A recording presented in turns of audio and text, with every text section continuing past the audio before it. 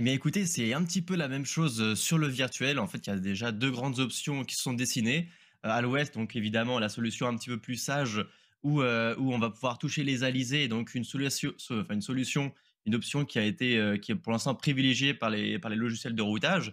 Mais à l'est, on a des compagnons agents le cam, qui en fait, qui vont pouvoir toucher, un peu plus devant, mais qui vont sans doute devoir faire un peu plus de route derrière avec, le poteau noir. Là, on voit bien qu'il frôle avec la zone interdite pour aller grappiller un maximum de vent. Mais en ce moment, ils avancent très bien.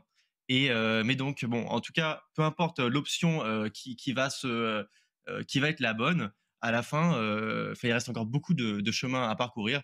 Et donc, on verra dans les prochains jours ce que ça donne. Beaucoup de questions sur le classement que tu reçois, Sébastien. Toi, ton conseil, c'est de rester fidèle à son option.